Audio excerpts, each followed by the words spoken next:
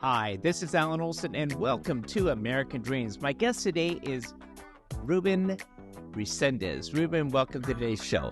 Hey, thank you so much, Alan. So good seeing you again. So, Ruben, you have a very unique background and one that you've accomplished a lot within a short period of time. And so, for the listeners, can you give us your? Let's start in the after high school time frame where you went to school and how you decide to launch your career.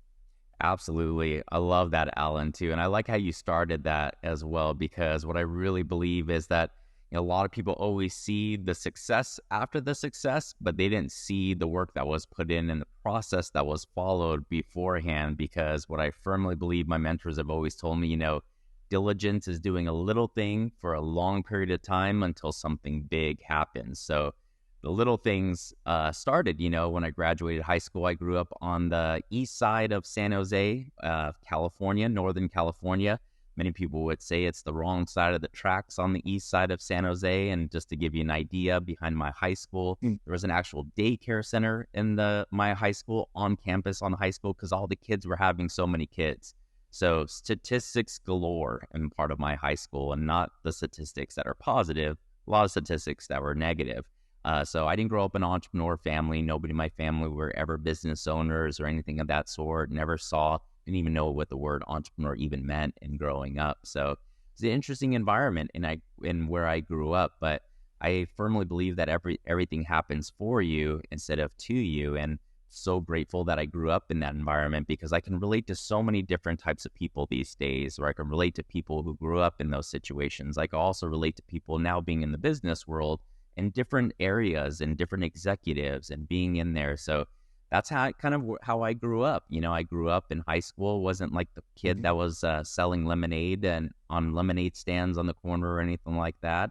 But went to college, went to De Anza College for a while, community college, and then went and eventually transferred on over to San Jose State University, where I studied management info systems. And then I ran into a financial services company where all my friends who were, like 22 years old at that time, they were making great money. This is before the 2008 crash. So I said, man, do I want my professor's life or do I want my friend's life, who are buying 3-story homes and everything at 22 years old? And I said, I want my friend's life instead. So decided I was going to drop out of college and go full-time into financial services, where I was selling financial services, mortgages, loans, refinancing, a little bit of life insurance and such too, living on 100% commission. And eventually 2008 hits, and everybody knows what happens in 2008, or what happened in 2008. And all my clients dried up, and I had about $300 in my pocket. And that's when I learned that I was going to be a first-time dad.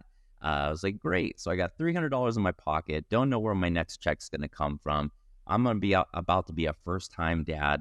I need to go get a job as soon as possible. So I went looking on Craigslist and found this internet marketing company. I don't even know what it was at that time. Didn't even know it existed. But it was a $30,000 salary, and I knew I needed a paycheck right away because I got a kid on the way. So I go and interview, get the job at the internet marketing company, and it opened me up to a whole nother world that I didn't even know existed. There was, these 19-year-old, 20-year-old kids that were making websites, and they're doing lead generation. I didn't even know what it was. They're implementing links, and we're sending them $250,000 checks every month and all that good stuff. They're always traveling all the time. There's thousands of them that were there. And I said, I don't know what this is, but wow. I became obsessed about it. I said, I want to know everything there is to know about this business. I want to know everything there is to know about this industry. And that's where a lot of my journey really started, right there in the very beginning too.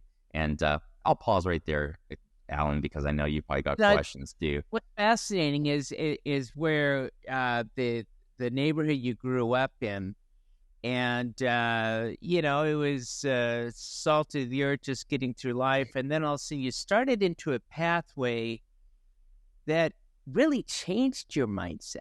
That you went from the $30,000 a year job into a very, very successful career. Yes. Helped you to make that transition. Not everyone does that so successfully as you. I'm so glad that you mentioned that too, Alan, because when I did financial services, I was introduced to the world of entrepreneurship. I was introduced to all these personal development books I didn't know existed. I didn't know there was books on like Think and Grow Rich by Napoleon Hill. I didn't know that there was people that started like me and grew up in environments like me that actually went and started some of the biggest businesses that we know that are out there in the industry. I always thought that, oh, because I grew up in this area, nobody in my family were ever business owners. All those other business owners, those entrepreneurs that built things and that were successful, that's because it's because their last name or they came from money or they came from family wealth. That's what I always thought in my mind. And I think that mindset actually still permeates on the east side of San Jose and in some areas still to this day that kids think that, wherever you grew up in, that's where you're going to be later on too, that there's no way to get out. But I got introduced to personal development and started reading all these books, John C. Maxwell's books about leadership, how to win friends and influence people, all these various different books that just fed my mind over and over. And still, even to this day, I believe in a process called constant and never-ending improvement, that it's no consequence where you are right now, but what is of consequence is whether or not you're going to do daily and practice daily of getting better every single day. And that's what I try to do every single day, is getting better, reading the right books, being around the right people. And that's how I've learned so much of what I've learned. So, I learned that in the financial services industry. And then when I got that job, it never really left me. I was still listening to the audios and audio CDs on my way into work, and still listening to books like From Good to Great by Jim Collins, and like all these different books of filling my mind up with these things that, eventually I said, you know what?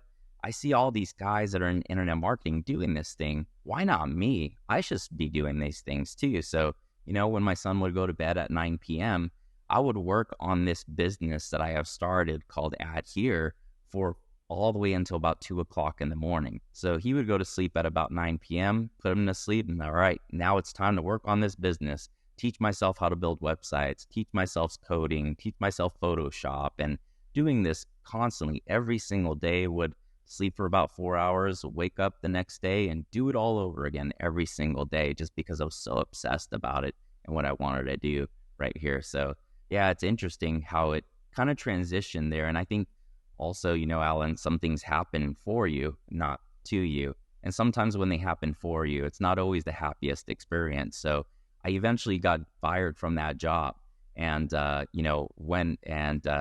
take the severance package. Was like $1,000 or something like that they were offering me at that job. And I said, you know what, I'm not going to take the severance package. And now that I don't have a job and I've been fired, I'm going to live on unemployment for about a good 6 months. So lived on unemployment, and obviously unemployment doesn't pay very much. So let my house go, move myself back in with my parents in my early 30s, some of the most embarrassing moments of my life, because moved back in where my old room was, with my old posters still on the wall and all that good stuff, back on the east side of San Jose. And it wasn't just me, it was also my son too. So being a father, not being able to provide a roof over my own son's head was some of the most embarrassing moments. And it went even lower from there too, because as soon as unemployment ran out, that's when I went on food stamps. I wasn't going to ask my parents for money because they weren't doing the best either. So that was a situation that really I got put into, but I'm so thankful I did get put into it, because once the business started taking off and started to fund it enough where it could pay me a salary and pay for some employees and such too, I treated that so sensitively, because I knew what it was like to be broke and to be on, food stamps, that I respected it so much more compared to if we just got venture capital money and, some bank loans, and if it just came easy, I probably would have spent it. My mindset wouldn't have been ready for it at that point. So what was the pivotal point in your career where you really saw your business take off? Or so we're moving from food stamps into a very successful, prosperous business. What was that turning point about? It was really interesting because, what I always heard a lot of, like, Stanford MBAs and a lot of, I live here in Silicon Valley. So we have Stanford, we have Berkeley, great scholars all around us, which is amazing. Great colleges, great universities, worldwide and recognized worldwide and such. And I would always hear these things of like, have a mission statement, have a vision statement, and have core values. It's like, okay, that sounds cool, but you know what? I'm all about work ethic. Let's just make a business that's profitable and let's outwork every single person that's out there. So I would do that constantly, and the business wasn't moving like how I thought it should be moving. I was outworking everybody, sleeping maybe only 4 hours a night for about 2-3 years straight. I wasn't seeing the business move like how I wanted to see it move. So I really sat down and started really collecting myself and saying, you know what? I'm going to get my core values in place. I'm going to give this thing a shot. I have a vision for my life and get clear and concise on exactly how I want my life to be. But I also have to get core values into place. So I started putting my core values into place, which are what I call the 5 F's, which is faith, family, finances, fitness, and fun. And it's in those priorities in that order. So I started practicing that every single day. And I wrote that down: faith, family, finances, fitness, and fun. And that's what I started focusing on. So once I started getting my faith into place, then the finances started to fall into place too. And I started to become a little bit more fit too, because I realized that if I'm going to enjoy the finances, I've got to be healthy as well. So I started putting all these things into place and practicing them every single day. And all of a sudden, I started seeing some things happen into my business. I started seeing new clients come on board, bigger clients come on board. My thinking started getting bigger. And all of a sudden, the clients started getting bigger, started attracting some of the right people into the business that started transitioning the business into getting it bigger and bigger and bigger. So once I started putting my faith really into place that, hey, I have faith that this is going to happen. And I think that's one of the biggest things that entrepreneurs really need is just a strong faith, because you never know what's going to happen the next day. But if you have a strong faith and you put your life into that faith, then you know that you're going to be taken care of that next day, no matter if it goes good or bad. It all happens for you instead of to you. What impact did your family have on the direction of your career? Yeah, my family is everything, and especially my son. Every time I look at my son, and especially during those moments where I was on food stamps and really hitting the lowest of lows, every time I looked at my son, I said, man, this kid was born for a reason to point me in this direction. And every time I looked at him, it just gave me that energy to know that I was being guided to be pointed in the right direction. That if it weren't for my son being born, I would have never have found that job, which introduced me to the industry of internet marketing and lead generation. And I would never have got this idea to go and start my own internet marketing and lead generation business like how I did. So every time I look at my son now, he's about to be 15 years old. Still, even to this day, I feel that he was a godsend and pointed me in the right direction, that without him being born, I may have quit many, many years ago. And when times got hard, I may have quit. So he's the one who really has fueled me to persevere through all the challenges I went through. And even still to this day, he's that person that really guides me in the right direction. So how did you go about picking your mentors in business? Yeah, that's a good question. So picking mentors in business is so, so important. And I think one of the biggest ways is, I used to look for mentors that were just doing better than me financially. And then when I realized some of the people that were doing better than me financially, some of the people that I was looking for mentorship with, their family lives were, horrible. And their faith lives weren't very strong either. So when I went back to my core values, I said, when I want a mentor that's not just great financially and much better than I am financially and where I want to be financially, but I also want them to have a strong area of faith. I want them to have a strong marriage and strong relationships. I want them to have strong family lives as well.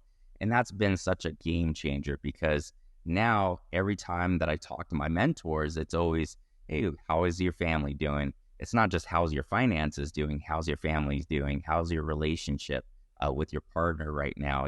How are your relationship with your kids? Because that's the foundational aspect.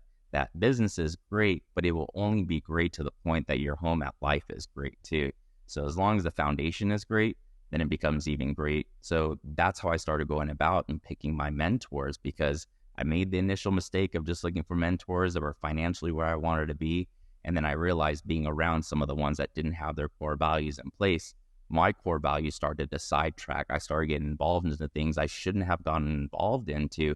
And that's why I said, okay, I've got to go and find mentors that have the right core values in place that match my core values.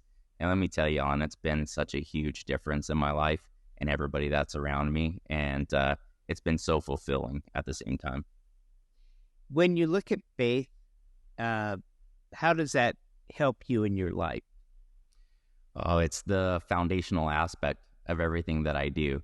You know, I start my day every single day with prayer and gratitude of thank you for all the great things that are happening in my life. Thank you for all the great people that are coming into my life. And thank you for all the bad people that are filtering out of my life.